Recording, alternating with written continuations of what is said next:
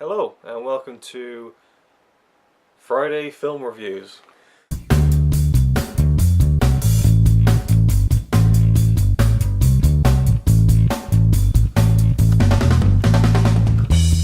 Where I'll be talking about all the movies that I've watched over the past week or so. I did do a series earlier this year called Monday Movie Reviews, which I think I did about 4 episodes of. And it was fun just to basically just sit down and talk about films and not review them in depth and just talk about what I've been watching. And I've noticed that Forkable Ian has done a couple of what I've been watching videos, and I've really enjoyed them. They're just really fun, quick videos to watch, and nothing too in depth. So I thought I'd resurrect that series, but call it Friday Film Reviews as opposed to Monday Movie Reviews, because we already have the top 5 Mondays going on right now on the RazorwireReviews channel. So yeah, this week's top 5 I was really disappointed in because I put a lot of effort into it. It was a Star Wars top 5 and YouTube didn't accept it, so I've really made it clear to everyone where you can see the top 5 video for this week, so I won't try and point you in the direction of it anymore, but I'm kind of disappointed that not many people watched it. But anyway, next week's top 5 Monday I'll be adhering to the YouTube rules, and I hope you'll join me then. But anyway, Friday Film Reviews. I'm going to go back about 2 weeks for this one, just to cram in quite a lot of them. The first one was Man of Steel. We rewatched this. I saw it on my own, Connie saw it on her own, and then we watched it together about 2 weeks ago. Still not a huge fan of it. I feel like it's such a wasted opportunity because it is a lot of style over substance and just a few kind of story missteps that I think were just criminal. But I don't hate it, you know. I just didn't really like it that much. Gravity, went to see Gravity in the cinema. We'll be doing a At the Movies episode of this, our full review of it. But in a nutshell, incredible, one of the best films of the year, maybe the best film of the year, one of the best space films ever made. And people have been saying that this is a bit like Avatar, you know, again, style over substance, going back to that debate. But I really don't think it's that case at all, and I don't think that's the case with Avatar either. I really do think that the story is good in this. It's very simple, yeah, it's very one note, but I think Sandra Bullock did a fantastic job in this, and I wouldn't be averse to winning some kind of award for that performance. I thought it was brilliant, and it had me the whole way. The 3D was actually good, I can't believe it, but it was such an immersive experience. Everyone's been saying it. I mean, the amount of praise has been heaped onto this film, it's almost getting a bit sickening now, but it is what it is, and it is that good. It lives up to the hype. Next movie I watched was They Live, John Carpenter's film from 1988 that stars Roddy Piper, the professional wrestler who me and other wrestling fans will know as Roddy Piper, a legend of wrestling. And for me, Roddy Piper is such an interesting person. He's had such an interesting life, and acting has been a part of that. And he's at his best in this movie when he's not saying anything at all. His character, we don't get to hear his name, and I like that in films where, you know, they don't feel like they have to explain to you, you know, oh, this is what this character's called and where he comes from. All we know is that he's a drifter and he's coming to Los Angeles and he's trying to find work. He finds some work at a construction site. He's living in this kind of slum in LA, but he's not really living out there very long because soon things start unraveling in LA. Not everything is what it seems, and by way of him coming across these special sunglasses, which is very 80s, but I really liked it. He puts them on, and he sees the world in this kind of black and white tint, and he sees that some people have these weird alien faces, and all the advertisement, you know, in the world, which is everywhere, is just big white kind of splash pages, just white and obey in black bold letters, or other, you know, derivatives of that. And so it's really a kind of a funny, kind of interesting satire on advertisement and how people can be kind of really manipulated by it. And I find it really interesting and just genius that the way that they worked it all in. Later on it becomes apparent that these aliens, like half of the world is still there, half of them have been taken over by this alien race, and they've got these really expensive watches that they communicate to each other. You know, oh, someone's onto us, you know, clean it up. Or they can teleport with them. I thought it was genius because it takes it to that. It takes the whole satire to another level, where you're thinking like, okay, so the upper class people are now these kind of alien people, and the kind of people the kind of person who does get like a over the top, ridiculous, expensive Rolex is actually getting it to communicate and teleport. I thought it was quite cool. And there's a brilliant fight scene in the movie where Roddy Piper's friend in the film, he's trying to get him to put these glasses on. He's not saying to him, "There's aliens, put these glasses on." All he's saying is, "Put these glasses on." And he's like, "I'm not going to do it." He's like, "Put the glasses on." He said, "I'm not going to do it." So they have this fight in this alleyway, and it goes on for like 5-6 minutes. Minimal kind of, there's no like close-ups or zooms in or shaky cam like you get in fight scenes these days. The camera's there, you're seeing the action, it's both the actors, no stuntmen, and it's rough and tumble, it's funny, it's brutal, and I just loved it. It's one of my favourite fight scenes I've ever seen, and it's funny as well. It's a really funny way. It's great. It's really, really, really good. And They Live overall, bit of a slow burner, but I really enjoyed it by the end, and a really, really great kind of science fiction. I guess you'd call it a bit of a dystopian kind of themed film. Really enjoyed it. Hot Fuzz, we'd seen The World's End in the cinema. I put up an out and about video of that. I'm sure we'll do like a proper review of that at some point as well. But I thought I'd watch Hot Fuzz, and enjoyed it just as much as ever. I'm a big fan of Hot Fuzz. It's a really cool film.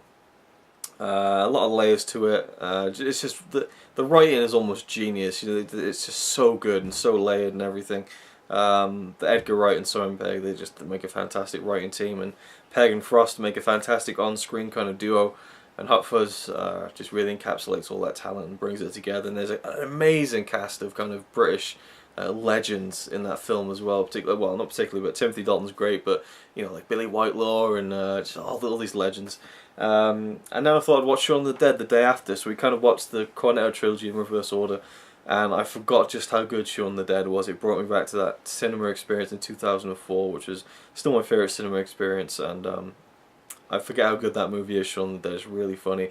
I also realised that I kind of watched the outtakes more than the film, because as the film was unravelling and things were happening and quotable lines were coming up, I was anticipating in my head when they messed it up in the outtakes, because I've watched the outtakes so many times. So that was interesting. But yeah, Shaun of the Dead, I forget how like dark it gets at the end as well. Really, really good. Then we watched a movie on the weekend, this past weekend, called Upside Down. I'd seen a trailer for this maybe last year or the beginning of this year, and it looked really interesting. Cool concept of these kind of two planets that are basically right above each other. And one of them is called Up and one's called Down, and they have a different gravitational pull. And there's lots of science that kind of goes into it, and I think it really falls flat on its face most of the time. It stars, I forget the guy's name, but I think it's a British guy, maybe. But it's a guy anyway, and the girl is Kirsten Dunst, and then from the Down and Up, and Down is like the kind of the lower class, and Up is like the kind of rich kind of it's very simple kind of theme, and they meet, and they climb to the highest mountain, and they can just about see each other and throw things and whatever, and the gravity kind of goes weird, and he pulls her down with a rope, and she can like kind of lie on top of there's like a little crevice that comes out of this mountain, so she can kind of like, she's stuck to the roof of it basically. It's really, I thought it was a lot of wasted potential in this movie as well. And the middle of the movie I really liked. I really liked the middle of the movie because they get caught and his family gets ostracized, and 10 years later he hasn't seen the Kirsten Dunst, he hasn't seen her in 10 years, and then he sees her on the TV, and she's alive, and he knows where she works now, and she works in this big mega building, which loads of people work at, and you can work in it from down or up, and when you get to like the middle level, there's literally an office block with someone on the top, someone on the bottom, and it's like the different kind of gravity and stuff. And so he gets a job there to try and meet her and stuff, and there's all this complicated stuff where he has to kind of reverse his own gravitational pull to go up and see her. But then she's got amnesia and stuff. Timothy Spall plays a guy who helps him along with it, and I really enjoyed the middle part of the movie. The effects are really they're really fantastical, and they kind of work a lot of the times. But for me, the beginning of the movie, I forgot to mention, the beginning of the movie, there's this voiceover that the lead actor does, and it is terrible. I mean, it is one of the worst things I've ever heard in my life. It was so cringeworthy. If anyone's seen After Earth, the awful voiceover that Jaden Smith does at the beginning of that is like, I don't know, something out of Citizen Kane compared to the one in Upside Down. It's just like, ugh, he's like, in our world where the gravity is up and down and love, and there's two people who've been separated. It's just like, it sounds like he's trying to be the gayest person ever, and it's just horrible.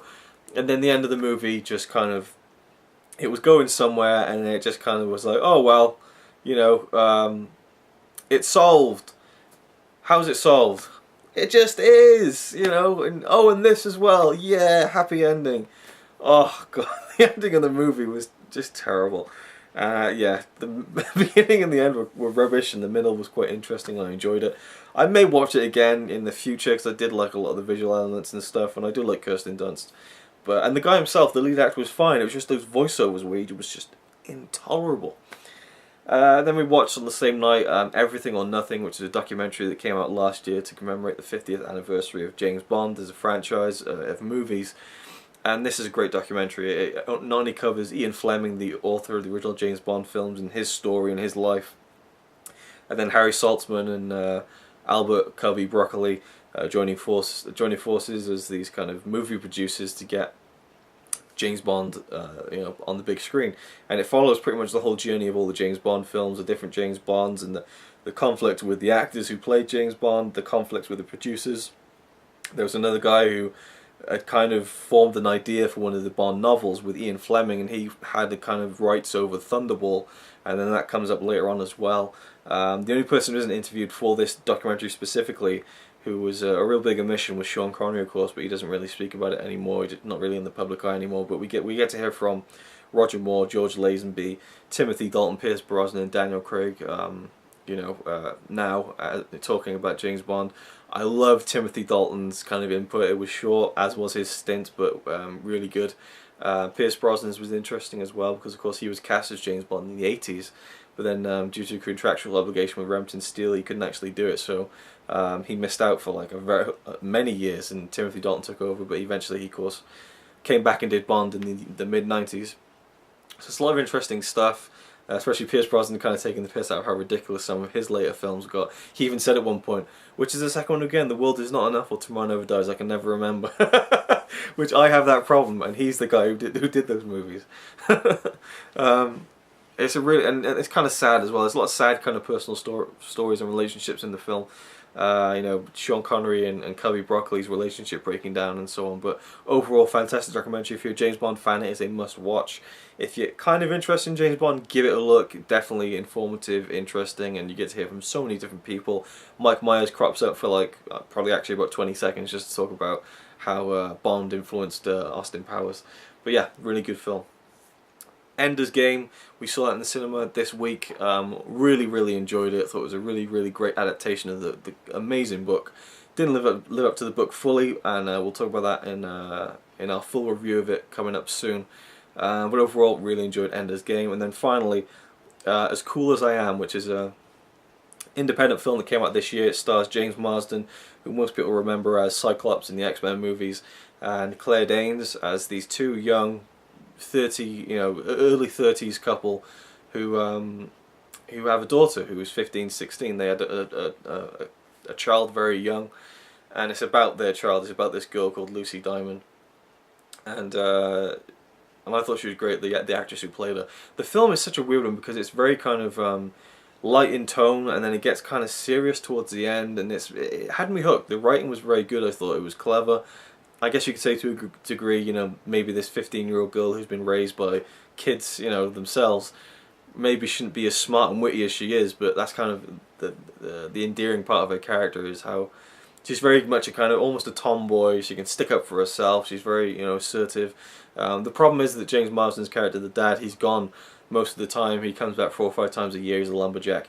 So Claire Danes, you know, she's seeking out other men, and relationships break down. It gets very serious, and the only thing I didn't like about the film is that Lucy, you know, I don't want to spoil it for anyone, but I doubt anyone would watch it anyway because it's such an obscure film.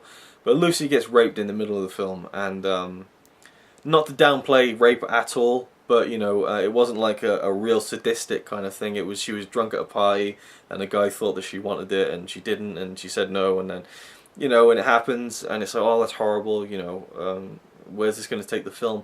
And it just kind of got dropped, really. I mean, she went to the doctors, and they were like, you know, well, you're going to have to take this stuff that's going to make you feel sick, but, you know, you have to make sure you don't get HIV, or, you know, test you for HIV. And she didn't tell her parents, you know, she can't, because, you know, the relationship's just breaking down. And she doesn't tell anyone in the end. And towards the end of the film, you know, Lucy is really kind of closed off, and she has this emotional release at the end of the film, which I thought was really well done by the actress. I thought she was a standout in this film, really carried it solidly, I thought. But I feel like her emotional release at the end of the film had nothing to do with the fact that she was raped, but it had more to do with the fact that, you know, her relationships were broken down with her parents and how life was going to pan out from there. And so I felt like it trivialized rape a little, which I didn't like, I wasn't a fan of. And her character can be quite unlikable as well, the way that she treats this boy called Kenny, who's the main character. They've been childhood friends for years, and they decided that she's going to have her first kiss, or redo her first kiss because she had a bad one, with Kenny, who's been a childhood friend. And they kiss, and it's not good, so they try again, and then they kind of like it, and they spend the whole summer kissing, and then there's like kind of, you know, are we together, are we not? He says he loves her, she says she doesn't, she goes out with other guys, and there's a lot going on in the film, but I really actually enjoyed it, and there's a kind of cool cameo at the end by Peter Fonda, which was just out of nowhere. I was like, wow, this is this is kind of interesting. And the character who's in the scene with them actually says at one point, cool, you know, and it's relevant to the dialogue, but it really just does seem like the actor was like, cool, I'm in a scene with Peter Fonda. But yeah, I thought it was quite good. As cool as I am, interesting film. Don't go out of your way to see it, but if you do see it and you can easily watch it, I definitely give it a chance. I like independent films, and I'm going to try and watch a lot more films from this year over the next month or so, because I really want to have a good scope of what's been out this year for when I do my eventual top 20 of the year, which I do every year at the end of December, so I'm looking forward to that.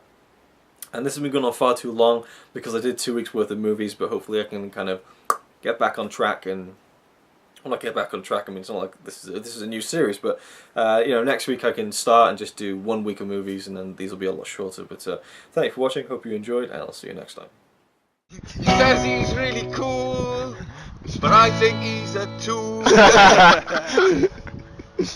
Even though I'm sure he's quite nice guy, really. He's a quite nice guy, really.